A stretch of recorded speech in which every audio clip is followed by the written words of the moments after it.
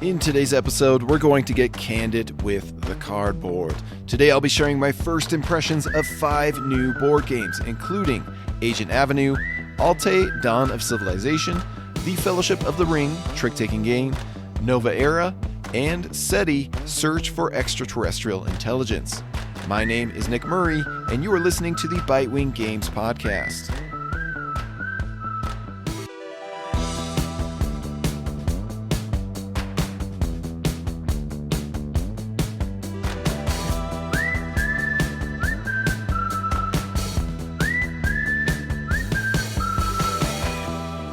So we're going to start things off talking about Agen Avenue, which I have 7 plays of at 2, 3, and 4 players. Anytime I try a pure bluffing game, it faces the unfair hurdle of being compared to Skull and my standout memories of playing Skull with friends. Over the years, I've sampled other acclaimed titles including Cockroach Poker, Spicy, and more. Yet none of them hold a candle to Skull and its perfect bidding and bluffing hilarity. But finally, I think I found a worthy contender in Agen Avenue. Like Skull, Agen Avenue is a dead simple, fast-playing game. While it is primarily presented as a 2-player game, it actually includes partnership rules for 3 to 4 players that also work incredibly well. The premise is that one neighborhood spy is trying to catch the other on a simple circular track. You'll each be collecting cards that cause your figure to advance forward or move backward, and whoever catches their opponent first wins. On your turn, you'll select 1 card from your hand to play face up and 1 card to play face down. Then your opponent decides which of these cards to claim into their collection. You'll take the other one, and you'll both move your pawns as the cards indicate. There are a handful of different card types in the deck, but they are easy to learn and track, even for beginners. The shared trait among all these card types is that their movement value will change between the first one you collect, the second one you collect, and any additional cards you collect beyond the third. Your first enforcer will advance you 1 space, your second enforcer will advance you 2 spaces, and your third and any more beyond that will advance you 3 spaces each. So it's obviously great to keep earning enforcers, but those are one of the more vanilla cards in the deck. The double agent moves you backward 1 space each time you earn it, except for the second card, which advances you forward a whopping 6 spaces. It's great to earn 2 of these cards and then dodge them the rest of the game. Speaking of dodging cards, the Daredevil will help you move forward a total of 5 spaces with the first 2 cards, but playing a third Daredevil means instant defeat. On the flip side, the Codebreaker gives you an instant victory if you collect 3 of them. There are other cards that escalate up or down in movement that you'll want to seek out or avoid. There are also a couple single cards sprinkled into the deck that straight up move you forward or backward 4 spaces, so you'll always be wondering when those rare cards might come out of the deck. This perfect mix of card types and the way in which you offer a face-up and face-down option to your opponent makes for a brilliantly engaging contest of mind games. For example, maybe you've already collected 1 Codebreaker, so obviously you are going to want this face-up Codebreaker I presented to you. But if you take it, then I get this face-down double agent, which will advance me 6 spaces. That's nearly half of the circular track. Or here's another example. Hold on. Why are you presenting to me a face-up Saboteur, which is obviously bad because it would move me backward? Does this mean that the face-down card is even worse? Obviously, I should take the Saboteur, unless that is exactly what you want me to do. You'll quickly feel like Vizzini from The Princess Bride, overthinking the mind games as you try to figure out which glass of wine contains the poison. With 3 or 4 players, the change is simple but effective. Each player in a partnership has their own hand of cards. One of the players plays a card face up and the other plays a card face down, and the other team discusses which one to take. At any player count, the game is lightning quick and completely gripping. When one spy suddenly catches the other, you'll be eager to run it back again. While the standard game is basically perfect, it also includes an advanced mode where you flip the board to a track that features 4 special spaces. These spaces, if landed on, grant special card abilities from the face-up display. Suddenly, it's not so bad to move backward 1 or more spaces if it gains you a special card. Where many other bluffing games have failed to clear the bar, I think the key difference with Agen Avenue is that it allows for much more flexibility and creativity with your decisions. You'll feel genuinely clever when your schemes unfold as planned, or you'll all explode with laughter when they blow up in your face. Overall, Agent Avenue is easily one of the best surprises and best hidden gems of 2024.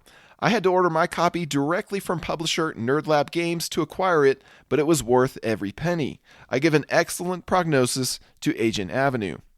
Next, we're going to talk about Altay, Dawn of Civilization, which I have 2 plays of at 3 players. Picture this with me. Imagine a game of area control on a shared map. Players each start out in their own corner of the land with an asymmetric faction. Over time, they slowly spread out, closer to each other and closer to the center, as they build a growing engine that generates increasingly more resources and points. They'll stake their claims on different territories, and they might even clash from time to time, but the game mostly incentivizes them to build a robust engine and seek points through non-interactive means. If a player thinks they are in the lead, then they are further incentivized to rush the endgame before others can catch up. Now here's a question, did I just describe Altay, or did I just describe Scythe? The answer is yes.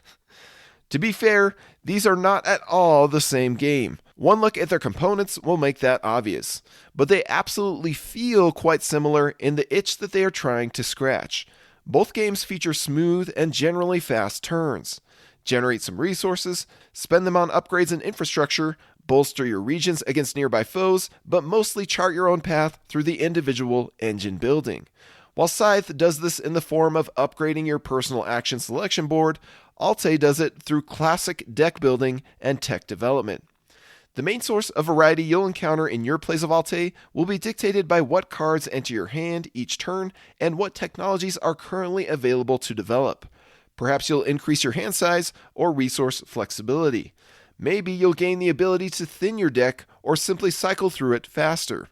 Players are strongly incentivized to spend whatever resources they have because only a few rare cards let you store any goods beyond your current turn.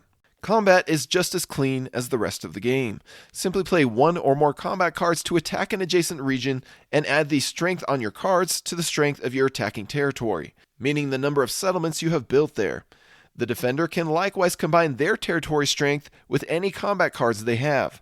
The winner claims a single settlement from the loser, worth a whopping 1 point, which is a lot in this game.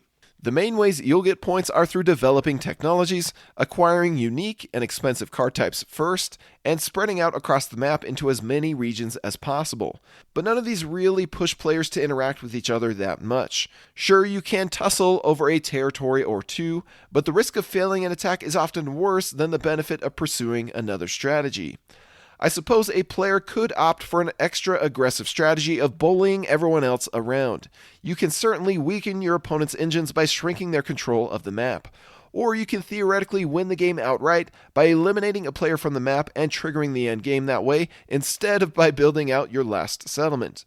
But that seems like it would merely spoil the engine building part of the game, which is exactly where Altay's heart truly lies. No doubt, Altay will find a fan base who enjoys that Scythe-esque flavor of Cold War engine building area control. But I got rid of my copy of Scythe, and I plan to do the same with Altay. This style of game just doesn't quite excite me as much as it used to. For a game that combines deck building with area control, I strongly prefer another release from 2024, Galactic Renaissance, which focuses more on the dynamic tactical pivoting and cares less about the solitaire engine building. I give a fair prognosis to Altay, Dawn of Civilization. Next, we're going to talk about the Fellowship of the Ring trick-taking game, which I have 13 plays of, all at 3 players. One of my favorite card games of the past decade is undoubtedly The Crew, both The Crew Quest for Planet 9 and The Crew Mission Deep Sea. Although the latter of those two kind of replaced the former for me. That seems to be the case for many folks, as this has also become one of the most popular card games of this century.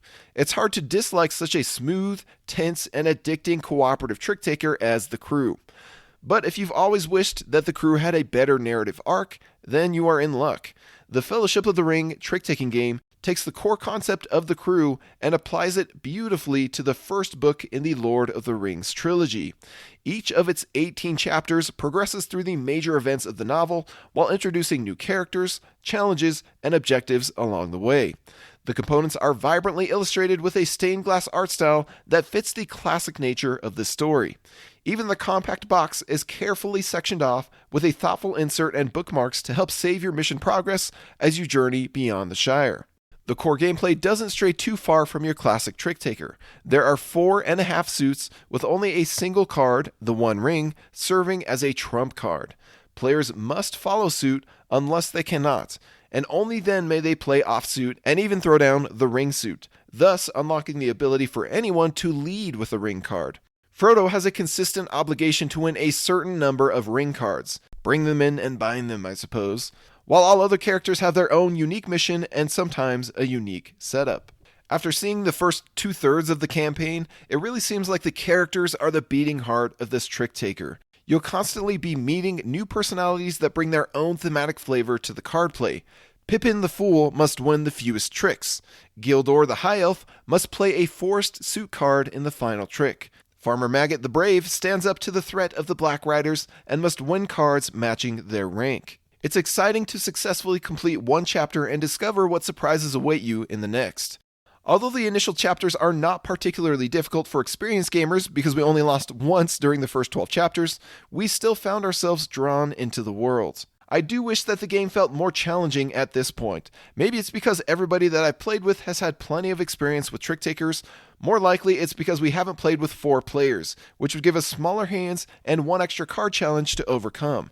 I'm sure that playing the long game would be more difficult as well. The long game is where you have to play each chapter at least 2 or 3 times to complete all the character objectives, rather than once to complete only the mandatory ones. But I haven't had the patience to stick with a chapter for more than one victory. It's rare for a trick taker to earn 7 or even 3 plays in a row at my table, and we easily could have gone further each night that we played it. Hopefully the difficulty will ramp up in the third act as the gameplay surprises get weirder. At least it appears that the Fellowship of the Ring is not afraid to shake things up dramatically. One early chapter removes an entire suit from the deck and turns it into a neutral player of sorts that competes for each trick. We appreciated the variety that was often subtly inspired by story beats.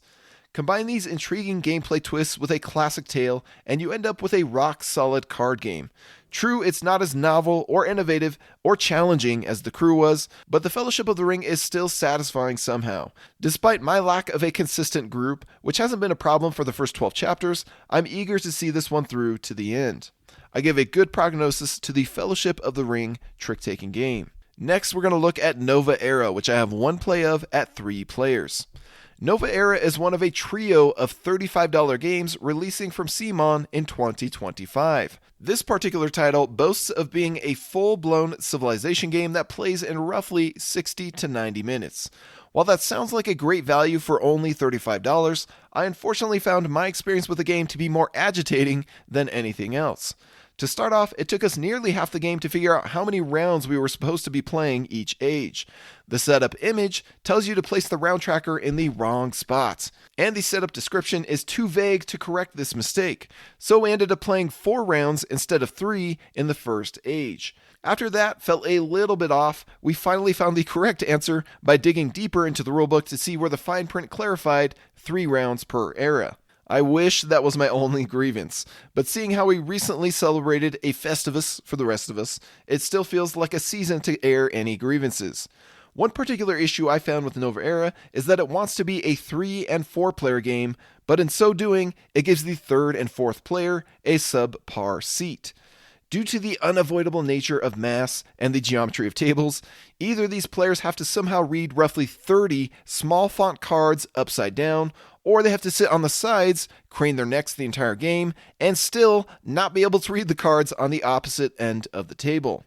We're talking about fitting 6 or 7 columns of cards plus a rectangular board onto the table, to say nothing of the personal player tableaus of cards and boards. With so many unique text-filled cards sprawling across the table, Nova Era is seemingly best for 2 players. That sounds like too many cards to take in each era, but luckily the game only lets you acquire the cards at the bottom of each column. Usually. We encountered a couple cards that let you take any card in the display. It's a powerful ability, so that's neat, but it means that your opponents will be waiting for you while you weed through 20 or more cards and then decide which one to claim. Suddenly, that card's ability does not feel so great anymore. The fiddliness continues with the concept of obsolescence. As you enter the second and third era, you'll be acquiring technology cards that make older cards with specific names obsolete. That's great when you make your own cards obsolete because you'll score a point for each one, and points aren't easy to come by. But it's a pain to deal with when it forces every player to comb over their 10 or 15 cards in their tableau, several of which are face down and tucked partway under other cards, and they have to dig through the several cards in their hand to see if they need to trash a specific card that is now obsolete. It's such an awkward and derailing step to the flow of the game that happens far too frequently. It baffles me that nobody at CMON thought to put the names of the cards on their backs as well, as this would make checking for obsolescence a whole lot easier. And there is no information in the game anyway, so it doesn't matter if the card backs show their names. Another frustrating problem we found with Nova Era is that it doesn't bother to make player turns a smooth experience. The rulebook does not clarify anything about the dozens upon dozens of unique card abilities that are frequently vague enough to interpret in multiple ways. Players are not given any aid or reminder about the 7 possible actions they can take on their turn, or their unique costs and side effects. Now, there are 2 player aid cards to share among the 4 players, but these only cover the steps of each round and the meaning of the card icons. Better than nothing, I suppose. Now, there are some neat moments to the game between all these headaches. My favorite aspect is how the dice are drawn from the bag, rolled, and split into groups of 3 across different dice tiles. Players then take turns claiming a bundle of dice, and if the total value is too high, then their civilization's unrest will increase.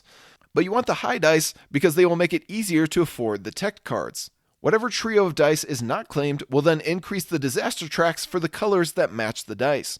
So there are some fun decisions to be made between making greedy grabs for the high dice, inching yourself closer to crippling civil war on your unrest track, denying other players certain colors, and leaving certain dice out in the cold to cause a catastrophe. I also dig the focused nature of the scoring. At the end of each era, you'll get 1 point for each unique color of tech you have, and 1 point for each color of tech that you have majority in. There are also a few tech cards and many personality cards that provide more objectives for minor scoring. It's a tight race on the score track, which to me feels refreshing compared to many modern Euro games that see players racing deep into the triple digits. At the end of the game, my friend made an observation that wasn't meant to be a criticism, but it felt like an accidental dagger to Nova Era's heart. He said, quote, "It's like 7 Wonders with more steps," end quote. And you know what? It really was. Sure, Nova Era has far more unique cards and card abilities, but at what cost? It all ended up being far more messy and cumbersome in practice than you would ever get out of 7 Wonders. On top of the grating physicality, there's a whole lot of take that going on in this game, which to be fair is quite thematic for a Civilization game. Players are constantly causing each other's tech cards to be damaged, meaning they are flipped face down, and some rounds you'll feel like you are wasting all your dice just to repair them. I love an interactive game, but this typically isn't the type of interaction I'm looking for. Between a tiresome gameplay experience and an unclear rulebook that left far too many questions unanswered, I can't say I'm eager to revisit the era of Novas. I gave a poor prognosis to Nova Era. Finally, we're going to talk about SETI, Search for Extraterrestrial Intelligence, which I have 1 play of at 3 players. I had the chance to try SETI recently, and I'm glad I did. This piping hot 2024 release has gotten a lot of attention due to the impressive blending of interesting mechanisms into a huge gaming stew. It was definitely an enjoyable experience, but it's not one I'm keen to revisit anytime soon.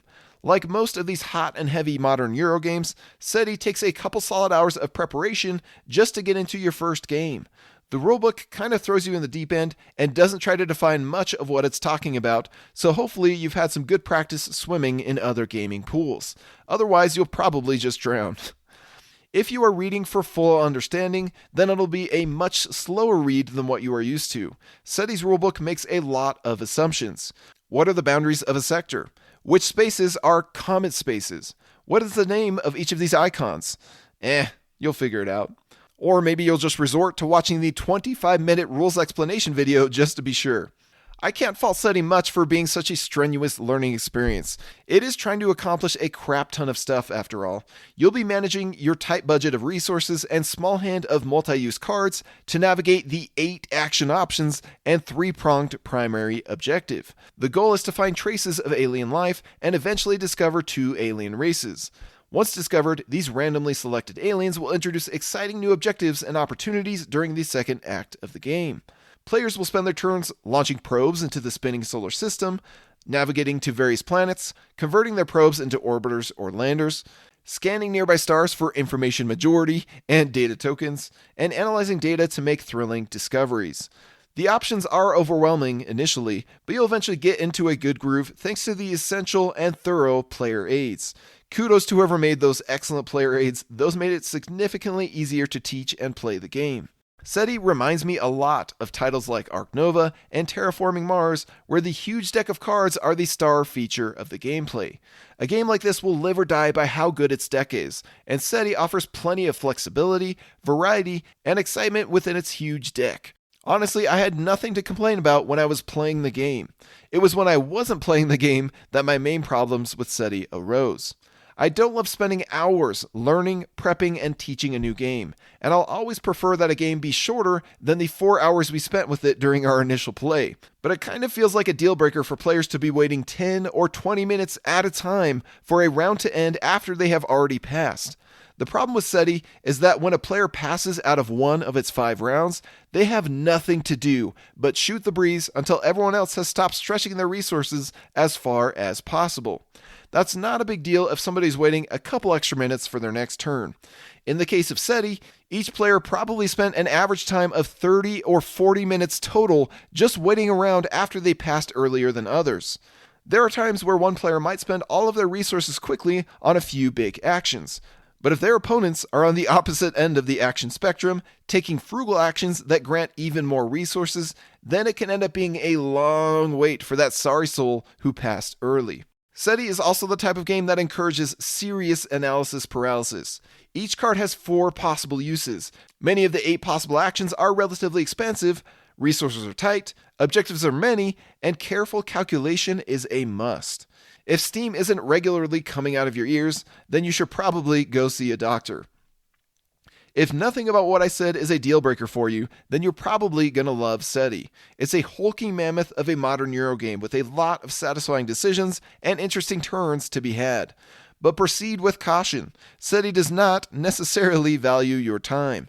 If that much game time is too precious for you to place at the altar of SETI, then you are better off searching elsewhere for life. I give a fair prognosis to SETI.